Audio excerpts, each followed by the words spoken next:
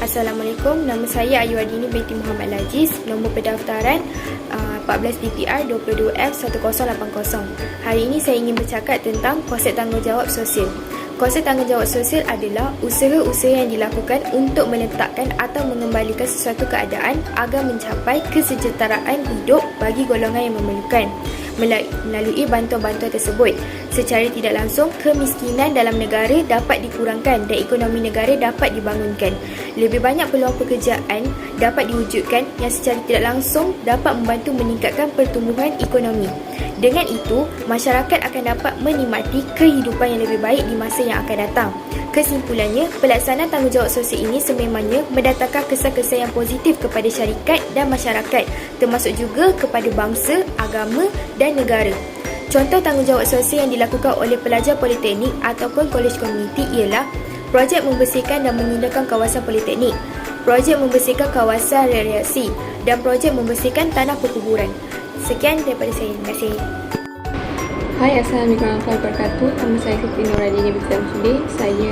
Nombor matrik saya 14 DPR 22F1801. Hari ini saya akan menerangkan tentang tanggungjawab sosial dalam dan luar negara. Tanggungjawab sosial ialah keputusan diambil sebahagian individu seperti pekerja, majikan, rakyat, profesional dan ahli politik yang memberi impak kepada persekitaran sosial dan fizikal. Individu juga bertanggungjawab untuk memenuhi tugas kewarganegaraan tanggungjawab sosial. Ini telah lama diperbincang sejak bermula tamadun manusia di setiap insan di muka bumi ini. Dianjurkan untuk berbuat baik sesama sendiri bagi menjadikan kehidupan di dunia lebih baik daripada sebelumnya. Pelaksanaan tanggungjawab sosial ini dapat mendatangkan kebaikan kepada masyarakat sekeliling, bahkan kepada agama, bangsa, negara dan negara. Program yang dilaksanakan oleh individu, agensi syarikat, korporat adalah menyeluruh dan meliputi setiap aspek yang dapat memberi keuntungan kepada setiap pihak. Tanggungjawab ini dapat melahirkan pekerja yang lebih beretika, tidak mementingkan diri, bertimbang rasa terhadap keperluan masyarakat dan golongan yang memerlukan akan lebih terbela melalui pelbagai bentuk bantuan yang diberikan, sama ada bentuk kewangan dan material seperti kem motivasi kepada pelajar dan sebagainya. Selamat sejahtera. Nama saya Anwar Sen. Nombor pendaftaran saya 14 DPR 22F1052.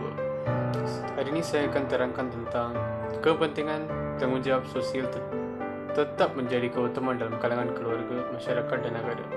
Terdapat beberapa kepentingan tanggungjawab sosial yang dapat diterapkan dalam kehidupan masyarakat di Malaysia ini. Antaranya termasuklah dapat mengeratkan hubungan silaturahim dalam kalangan masyarakat. Sejak dahulu lagi, perpaduan bangsa aman diiktibarkan untuk membentuk sebuah negara yang aman dan harmoni. Dengan berbuat demikian, sikap ini akan mewujudkan persefahaman baik yang secara tidak langsung dapat mengelakkan berlaku pemusuhan dalam kalangan masyarakat. Melalui aktiviti tanggungjawab sosial, hubungan dapat dieratkan kerana masyarakat dapat berinteraksi dan saling mengenali antara satu sama lain. Aktiviti seperti bergotong royong dan kempen gaya hidup sihat boleh dilakukan bersama-sama tanpa mengira bangsa dan keturunan. Melalui aktiviti ini, masyarakat akan dapat mengenali hati budi masing-masing. Hal ini dapat memupuk semangat cinta akan perpaduan dalam kalangan masyarakat. Bak kata pepatah, bersekutu membawa mutu yang membawa maksud perpaduan dalam kalangan masyarakat akan lahirnya kesejahteraan hidup. Seterusnya kita akan lihat isu tentang Georgetown. Tabung COVID-19 Pulau Pinang menerima rangsangan RM1 juta susulan rayuan baru-baru ini untuk memberi bantuan kepada Jabatan Kesihatan Negeri memerangi virus itu. Manakala pengerusi eksekutif kumpulannya Lee Hu tak turun mengeluarkan sumbangan peribadi RM500,000 untuk tabung itu. Ketua Menteri Pulau Pinang Cho Kon Yew berkata, dana itu akan digunakan untuk memastikan pesakit COVID-19 yang dimasukkan ke hospital dan pusat kemudahan lain dapat penjagaan kesihatan yang terbaik. Seterusnya kita akan lihat isu tentang Kementerian Kemajuan Luar Bandar dan Wilayah. Tekad tetap meneruskan pemberian pengajian buat pelajar yang ingin melanjutkan pengajian. Bagaimanapun, Menterinya Datuk Seri Ismail Sabri menegaskan pemberian kali ini menggunakan pendekatan yang berbeza. Misalnya, pendapatan kurang RM8,000 saja penuh yuran dan kos sara hidup. Bagi pendapatan RM8,000 hingga RM15,000, kita saja separuh dan yuran sahaja. Kalau melebihi RM15,000, mara bantu dapatkan pinjaman bank dengan mara. Assalamualaikum warahmatullahi wabarakatuh. Nama saya Ahmad Ilham Farhad bin Zaiful Zaman. Saya nombor matrik saya 1050. Dan hari ini saya akan bentangkan tentang tajuk 85, minat kesukarelaan. Apakah itu kesukarelaan? Menurut Kamus Dewan, definisi untuk sukarelaan adalah dengan kehendak sendiri, tidak dipaksa-paksa, tidak dikerah dan dengan rela hati. Perkataan kesukarelaan boleh membawa makna sikap sukarela. Berasaskan makna tersebut, kesukarelaan secara umumnya dapat dimaksudkan sebagai melakukan sesuatu dengan kehendak sendiri, tidak dipaksa atau dikerah, dengan niat yang ikhlas, dengan tidak mengharapkan apa-apa pulangan untuk diri sendiri. Islam memberikan petunjuk yang amat menggalakkan akan amalan kesukarelaan melalui ayat Al-Quran yang merujuk konsep fastabiqul khairat, iaitu berlumba-lumba untuk membuat kebaikan. Kesukarelaan menurut perspektif Islam, kesukarelaan adalah tanggungjawab dalam ajaran Islam. Kesukarelaan adalah amalan yang terpuji. Setiap orang yang terlibat dalam kerja-kerja dan program-program kesukarelaan adalah orang yang terpuji di sisi ajaran Islam. Kesukarelaan akan mendorong manusia untuk terus hidup secara bermasyarakat dan berkongsi ukhuwah serta kasih sayang. Hakikatnya, para sukarelawan adalah insan-insan berbudi dengan ikhlas kerana Allah SWT. Sebahagiannya tidak dikenali dan tidak ingin mencari publicity, bahkan menabuhkan jasa yang meninggalkan kesan abadi pada jiwa-jiwa manusia lain.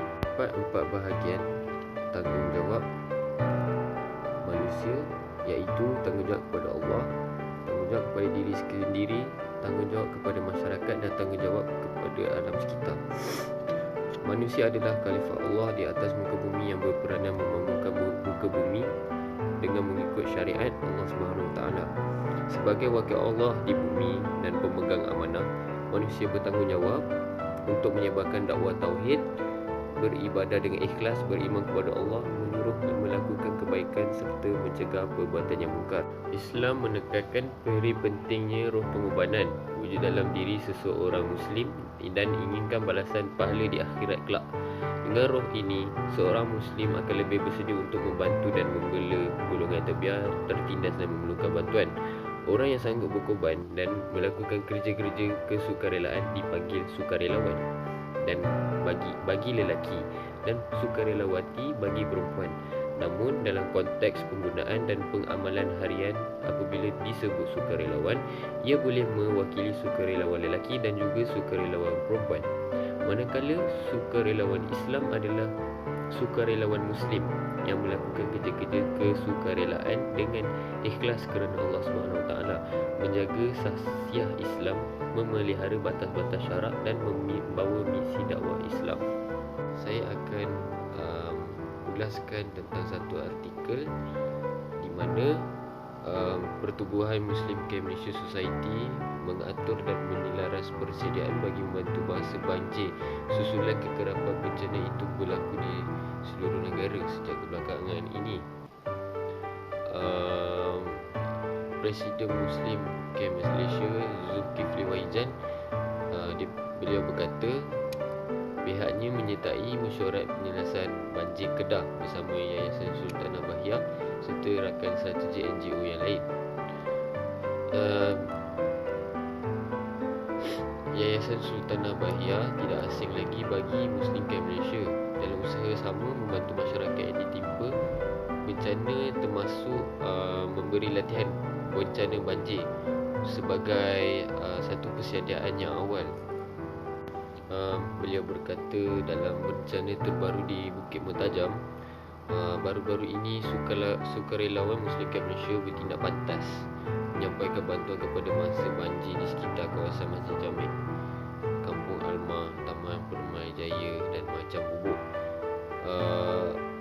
Muslim Camp Malaysia mengagihkan bantuan berbentuk makanan ready to eat serta air mineral buat mangsa banjir. Itu sahaja. Sebagai penutup, saya akan selitkan satu ayat, iaitu anak muda merupakan cerminan nilai-nilai kehidupan dan perbuatan pemimpin yang akan memimpin negara di masa hadapan. Justru golongan muda yang sudah terbiasa dan diri dia sebati dengan aktiviti kesukarelawanan ni, diorang ni diyakini mampu menjadi pemimpin masyarakat yang baik dengan memiliki karakter dan peribadi cemerlang sebagai ciri-ciri seorang pemimpin yang baik. Jika semangat kesukarelawanan masih ada, sesungguhnya nilai kemanusiaan dalam hati manusia itu belum mati. Sekian, terima kasih. Assalamualaikum dan selamat sejahtera. Hari ini saya akan menerangkan tentang kesukarelaan bercirikan Islam. Yang pertama adalah takwa. Takwa adalah tindak tanduk manusia yang perlu mengikut landasan yang telah ditetapkan oleh agama Islam dan patuh kepada suruhan Allah. Orang bertakwa adalah orang yang mematuhi segala suruhan Allah Subhanahu wa ta'ala. Hanya orang yang bertakwa saja yang mampu menjalankan tanggungjawab dengan baik. Yang kedua adalah amar ma'ruf nahi munkar. Amar ma'ruf nahi munkar ini bermaksud mengerjakan segala kebaikan dan mencegah segala keburukan. Di dalam hukum Islam, sesebuah organisasi yang ingin melaksanakan program CSR perlulah meneliti tentang pelaksanaan dan kesan pelaksanaan program tersebut, sama ada memberikan kebaikan maupun keburukan terhadap individu ataupun rakyat. Yang ketiga adalah amanah. Amanah ini merupakan kepercayaan yang dipikul oleh seseorang untuk menyampaikan sesuatu kepada yang berhak. Semasa pelaksanaan tersebut, konsep keadilan perlulah ditekankan, iaitu menyampaikan sesuatu kepada orang yang berhak. Islam juga menekankan konsep keadilan di dalam kehidupan umatnya.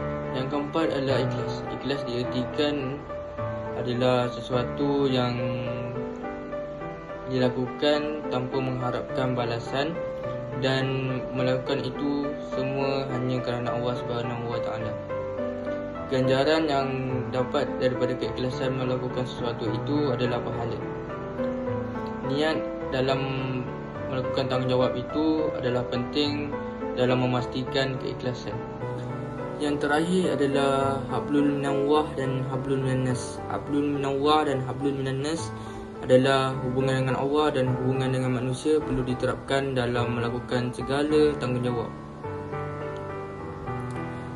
Setiap manusia mempunyai kewajipan terhadap Allah dan mempunyai kewajipan terhadap manusia yang lain.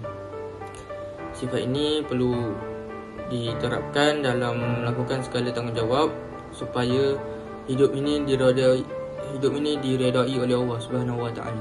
Terima kasih.